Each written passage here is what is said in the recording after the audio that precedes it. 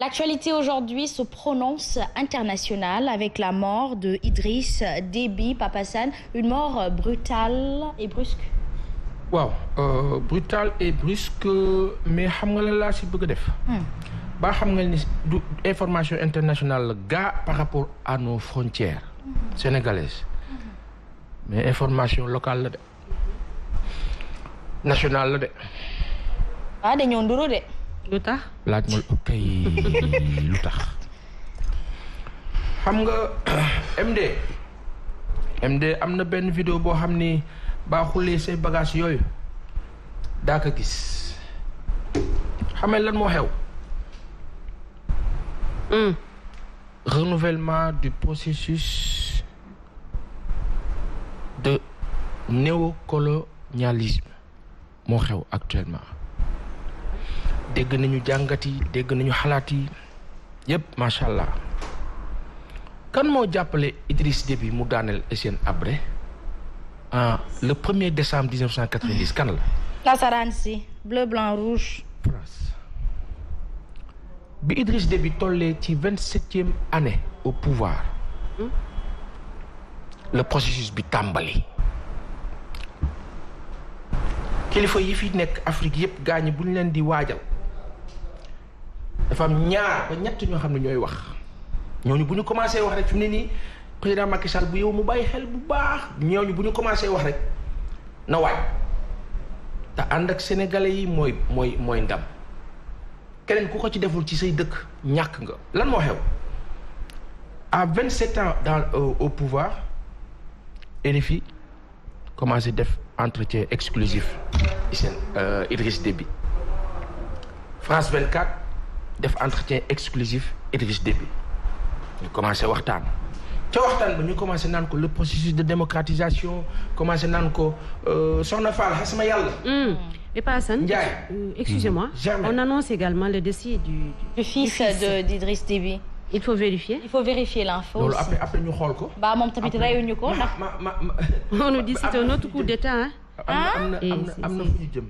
dégg nga wax bi. après ñu vérifier bu dee leer na aussi la rédaction pourra nous aider et puis nous confirmer cela benn affaire moo am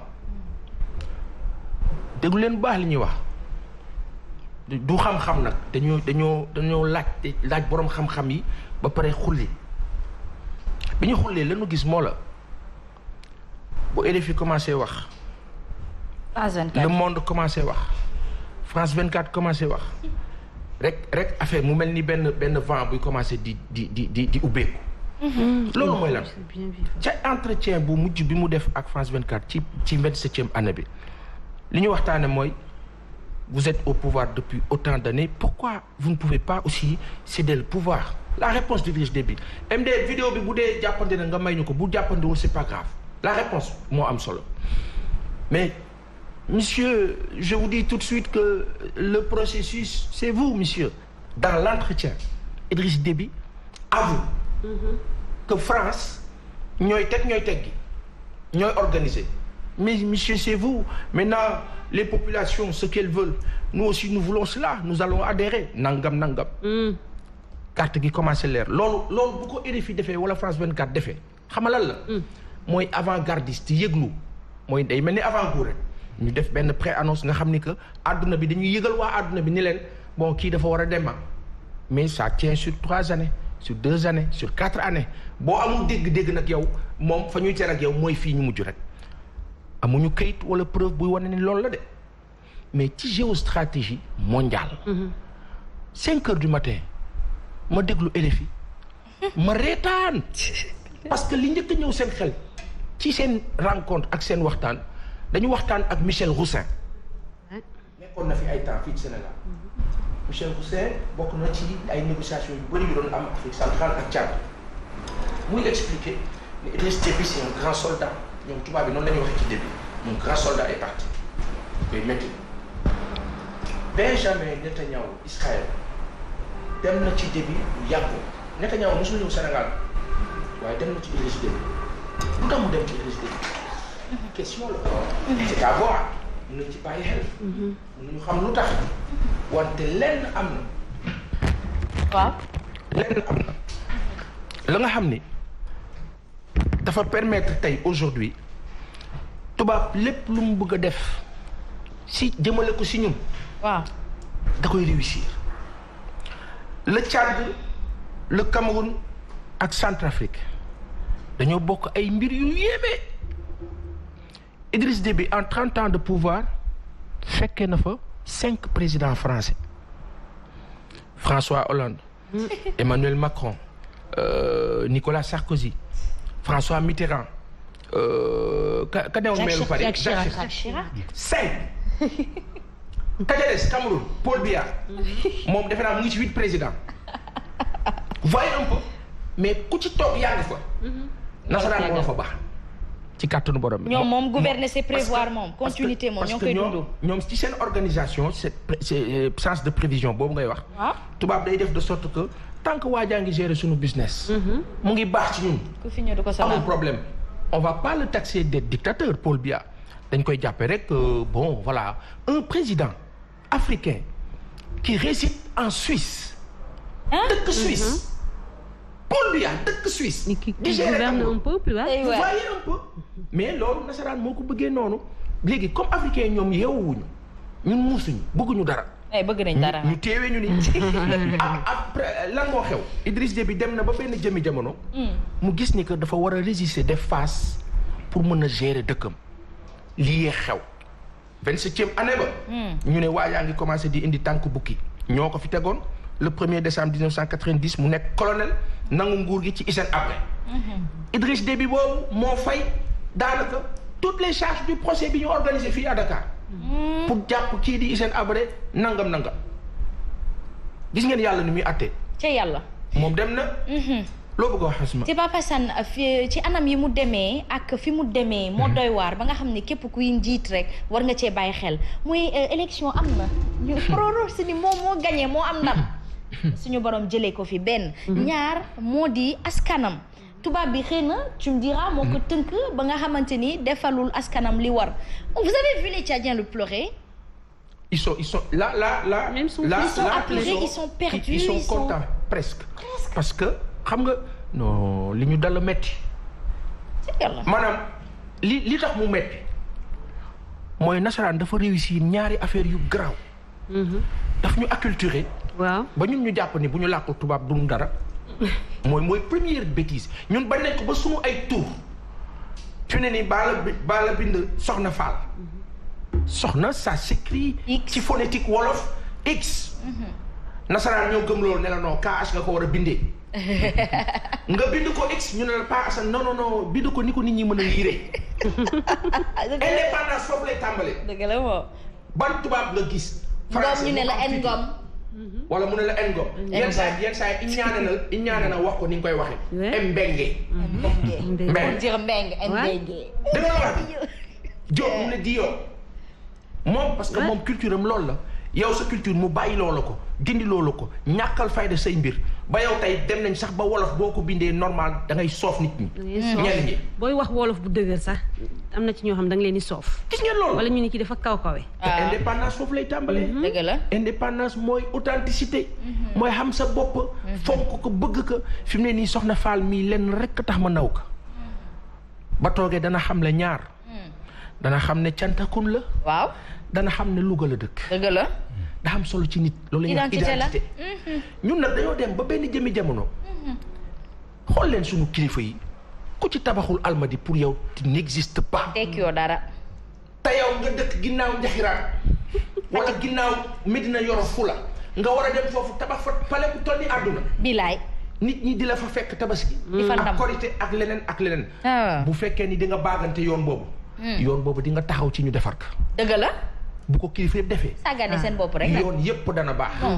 waaw léegi bu ñu jëlee ku mel ni Idriss Déby ñu ne dem na ci front ba pour xeexi pour mën a jàkkaarloog rebelle yi. yéen ay rebelle gëm ngeen ne ay rebelle la. gëm ngeen ne ay rebelle la. dafa leerul sax gëm ngeen ne ay terroriste la. leerul sax ci li ñu wax. kan moo jiite G5 Sahel bi kan moo ko gàddu am ci force lool mel ni moo ko war a organiser. France. mais kan moo jiitu woon kan la délégué woon Idriss Déby. léegi lan moo indi Idriss Déby war a nekk benn nit boo xam ni subitement rek il disparaît lu tax muy disparaître subitement mais parce que simplement il a tourné le dos arrangé tu leen. nekkatul la bonne personne. il faut trouver une solution un rempart. mais Papa Assane gis nga tourner le dos boobu li lay war ni c'était un peu trop tard mooy que il n'a pas cherché l'amour de son peuple avant de tourner le dos et ça c'est très important et ça nous ramène à l'actualité même du pays qui est l'importance de la souveraineté qui reviendra toujours au peuple. nasaraan si mën na la jox opportunité Papa Assane. waaye sa askan moo lay jox doole. Hasma loolu c'est un constat pertinent que tu viens de faire. xaw ma fan nga ko jàngee wala fan la la dikkee. yaa ma tariloo wala yàlla moo la ko roof. yaa may tariloo. non yàlla moo la ko roof c'est pertinent ku ci amul sa cofeelu dëkk waa dëkk moom bu ku wéeru ci tubaab yaakaar ne non il me protège mun naa gérer dëkk bi def lu ma neex yàqu nga parce que tubaab da lay utiliser pour benn moment. bu paree da lay liquider comme kayit. bilaay ak moo tax toujours ñu toog fii ñu ne président Macky Sall dañu war a taxaw ci waxuma ci ginnaawam de ci wetam. au côté. dooleel ka jàppale ka mu am force mais sauf que loolu nasaraan xam lu muy def diviser pour mieux régner day ñëw fekk la sa biir dëkk mu gëm loolu jox la ay information ne la diw ak diw dañ lay xeex diw ak diw ak diw moo yor sa téléphone moo koy déglu moo xam lépp lu fay dox mooy contrôler nan ngeen mën a comprendre dëkk bu mel ni Mali ñu ne la tubaab yi ils ont des milliers de soldats 4000 5000 soldats au Mali ñu ne la tubaab yi am nañ logistique bu ne satellitaire ñu ne la tubaab yi am nañ drone mais en 11 ans tubaab mënul gis rebelle mënul gis terroriste biir Mali waaye ñooñu ñan lañu ba kenn mënu leen gis ay nit yu yore ay Toyota 800 Toyota ñoom la ñu wax ne ñooy rebelles yi 800 Toyota mën naa te armée française 800 Toyota mën naa te armée tchadienne mais ñooñu kan moo leen équipé ba ñu nekk une armée bu am équipement bu extraordinaire waaw léegi nag dafa am benn moment Idriss Déby mii dafa ubbeeku xam nga fan xulil ca Poutine Poutine dafa commencé ubbeeku di may Poutine doole et ku ubbeeku di commencé ubbeeku mu mel ni intéressement vers la Russie sache que y a monsieur qui est là qui regarde et qui te liquide moo tax Hasma ay waay mbay le Tchad le Cameroun ba Congo mais ca diggante ba dafa am benn dëkk ba fa nekk bu ñoo wax Centrafrique ay waay Papa Sane sama dëkk ba samay dëkki maam ah non mais je vous dis mon grand-père était exploiteur de diamants c'est ce qu'on dit Papa Sane oui exploitant oui non da doon dem di comme ñii dem nekk Sabadola di gas or oui chercheur loolu la fa nekk gis nga li fa nekk ci diamant li fa nekk ci or li fa nekk ci pétrole li fa nekk sax ci zircon Pape Assane la richesse qui est en Centrafrique. am na fii de ñoom dañ ko exploiter xëy na mu am lu mu jëriñ rek. Centrafrique. et surtout nous on a la chance peut-être le Sénégal aujourd'hui de am géej mu nekkaat beneen richesse mais Centrafrique dort sur justement autant de fortune qui peut même relever l'Afrique mais gis ngeen français yi man li ma leen di wax ni c'est un témoignage et je prends en témoin madame la ministre conseiller du président Touadéra actuellement qui est une tante à moi moom dafa ne bi mu nekkee woon préfet Pape Assane da doon dem di gis ne ni nasaraan si day ñëw wax ak soxna xiif na fexe na ba xiifal ma léegi day naan demal ca baar sàngam nga sànni fa lacrymogène mu explosé bu explosé ñu daw tuumaal Germaine léegi man ak Germaine nag ñuy xeex. C'est exactement ça. C'est exactement nu ñu koy defee et je la prends en témoin. Elle reviendra très bientôt au Sénégal et je pense que Papa Assane l'invitera avec un immense plaisir. Alors, Papa Assane dafa doy waar lool. Merci pour ce témoignage d'appoint qui illustre ce qu'on est en train de proposer comme propos de donner comme propos. Centrafrique boobu nag. affaire bi du Tchad du Cameroun du Congo. foofu lañ teg du Libye. Centrafrique boobu. nga xam ni Russie dafa commencé di xaw a mel ni kuy am tànk daa am fa nga xam ne bu ko Idriss Déby ubbee Russie day gën a teg tànk bu gënee teg tànk la nasaraan doon ruubee day am lu ci sooke dootul mun def la mu doon bëgg a def nasaraan Russie lay bañ a dégg moom fu mu ko dégg day am problème. Russie daa am fu la. waaw léegi nag li fi ne mooy comme yéen nguuru africain yi yéen chef d'état africain yi yéen da ngeen ko jàpp ci soi-disant vos frères vos amis vos potes yooyu nga xam ne heure bu ñu ko décider teg plan faagaagal leen loolu la président africain yi war a dakkal parce que population yi ñoom pare nañu pour dakkal lu ni mel ku si daan Guy Marius Sagna démb dégg nga ko li mu wax. waaw. c'est limpide et clair damaa toog ak kilifa autorité bu mag kilifa bi boo mayoon sax ma wax sa tur. ñu jaru ko. expliquer rek. billaay boo ma mayoon dama ko war a wax sax xam naa dina ma mere dina ma bàyyi àdduna ak àllaaxira mais dinaa ko dimbali. bul wax déedéet non bu loo turam waxal ak moom rek dina la dégg. ma wax waaw suturaal laajal internet yi ndax ñu wax turam. gars sama gars yi ñu wax turam nee nañ Pa Assane doo nit. non ndax ñu parce que. ñu wax turu kilifa bi ou pas. ñu wax ko wala buñ ko wax. waaw dafay baax léeg-léeg parce que dafa am solo. xam lu ma wax. daf ma ne. gars yi bu ñu bëggee après ñu wax ko daf ma ne. waaw. dama ko ne mais yéen tubaab yi ngeen topp nii mel ni ñuy jaam lan la.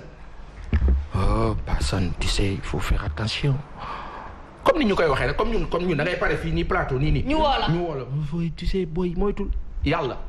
barke bàyyi laay alahi boo ko gëmee da nga koy ak Khalifa Ababacar ak maam Baye ak maam Alaaji Fàllu kilifa diine yi nekk Sénégal. ba ca Cheikh Omar Foutiou. sunu maam Bou Kounta.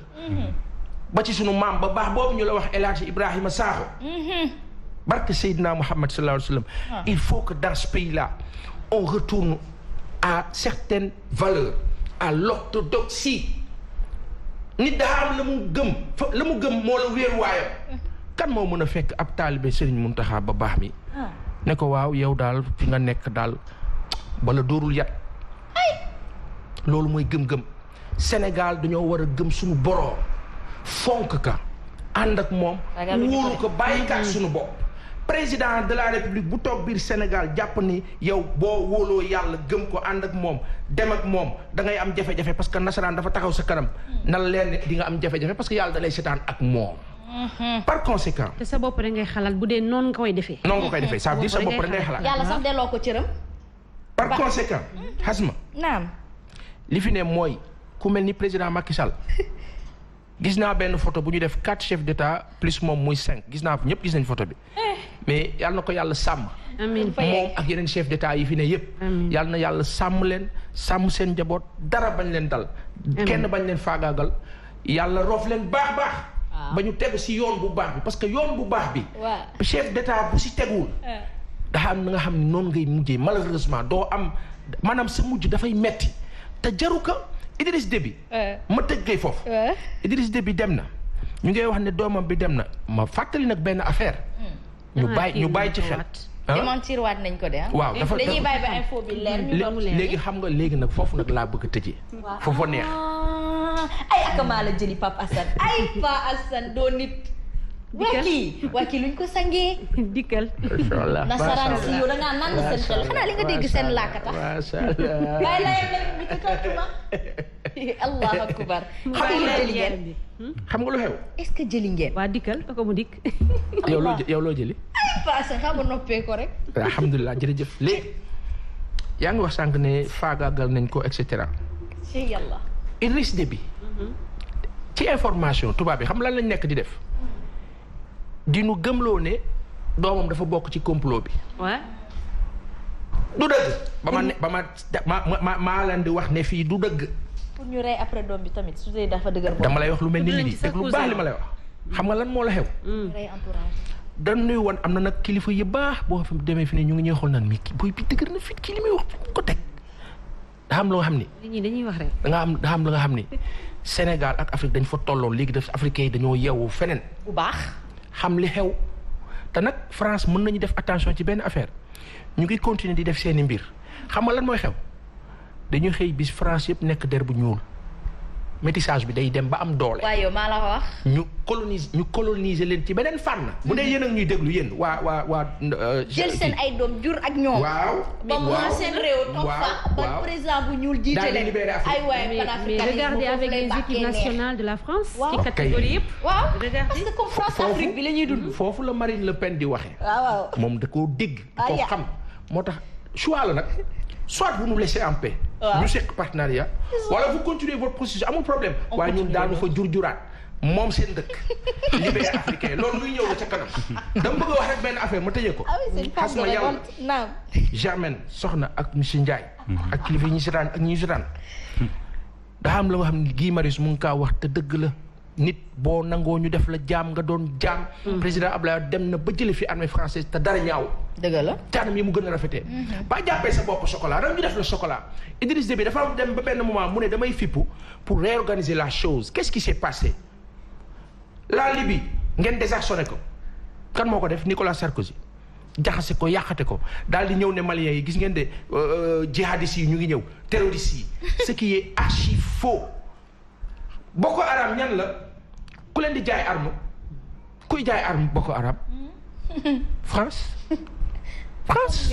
waaw léegi loolu yëpp nan la ko sunu dëkk yi mën a gisee moo tax nag damay tëjee fenn sunu kilifa diine yi nga xam ne yéen am ngeen per waaw guerre fa mu méttee ngeen gàddu seen per yàlla def ci sutura te yàlla di ne ñaan leen ma may leen kilifa diine yi ñaan leen pour Sénégal ak sénégalais yi ak képp ka mën képp ka nga xam ne a ngay julli moo xam nga nekk chrétien moo xam nga nekk yahud juif moo xam nga nekk jullit les 3 religions révélées bu ñu nekkee fii Sénégal ka ci mën ñaanal yàlla muccal ñu ci borom pexe yu bon yi yi nga xam ni seen plan day dem ba ci ma rappelé ko ndox mi ñoo naan fii gis nga bu ñu demee ba nar leen të seen ndox la ñuy naan de ma wax ko fii boobu moo ko waxee nag ñu naan ma li nga wax foo ko teg Sen'Eau appartient au groupe Suez.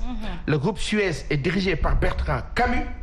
Bertrand Camus gère les intérêts de. Par conséquent ñun Sénégal sunu indépendance mu ngi nekk ci di bind sunu tur sunu sunu làkk di wax sunu tur selon sunu ay mbir.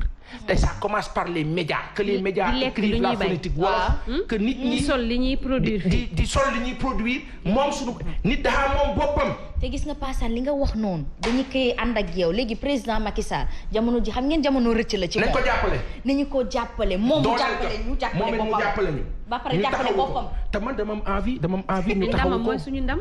xoolal soxna. fii rek la mën a nañ ko rëccee taxawu président.